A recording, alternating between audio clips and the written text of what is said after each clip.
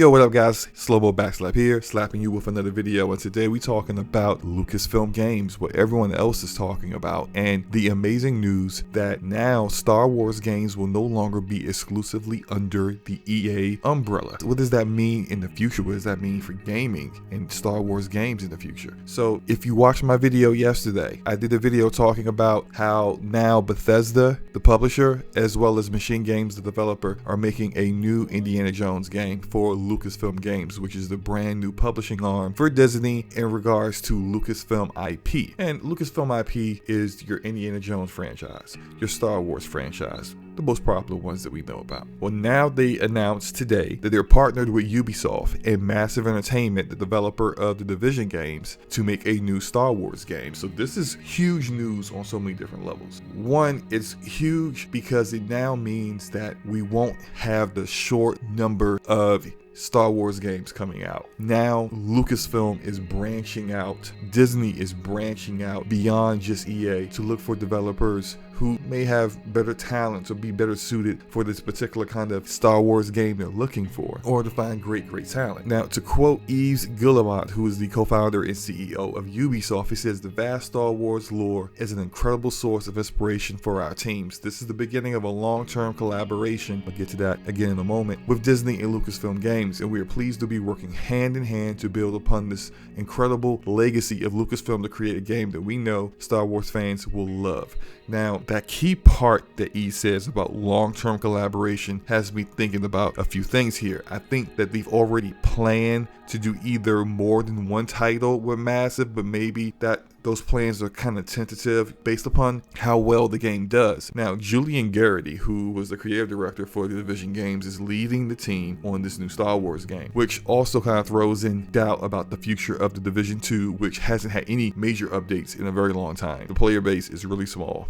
They really aren't doing much with the Division right now, and it has really given, before this announcement, a lot of Division players in the Division community a lot of doubt on what's happening in the future for this IP. Does this mean that Division 2 is done? Is there ever going to be a Division 3? We don't know, but that's a topic for a different video. Moving on, Julian also said this is going to be a story-driven open world game, and that it's a little bit of a different kind of challenge for this team to work with. So story-driven games, that's not the Division. So the focus here is going to be very different, and also it's going to be utilizing the Snowdrop engine, which is a beautiful engine and really great at doing dynamic weather effects, amazing reflections, really making realistic environments and really realistic looking architecture in games. If you look at DC, Washington DC in Division 2 and New York in Division 1, they captured those cities perfectly. And so you can definitely expect this Star Wars game to be a good looking game. Now, I know there's some people who think or feel like this game is probably going to be another looter shooter, cover shooting, third person perspective game like the way the Division is. I do expect there to be some elements there,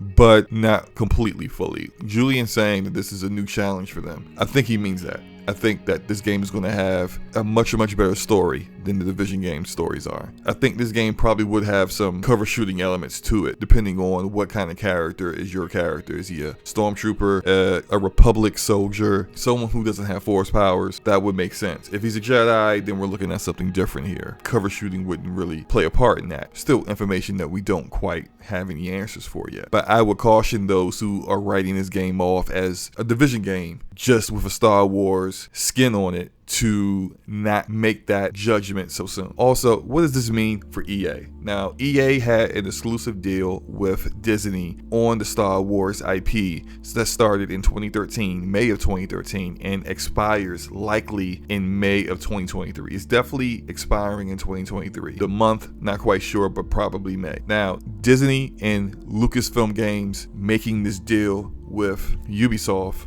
does not breach that contract at all. We are 2 years away from that contract expiring, and Massive's Star Wars game isn't coming out before 2023. They didn't show us anything from the game. So it's extremely early development, and the game won't be out until the contract with EA is completed. Now, why do you think Disney has moved on from EA? We know partially is due to the fact that EA wasn't being able to crank out as many games.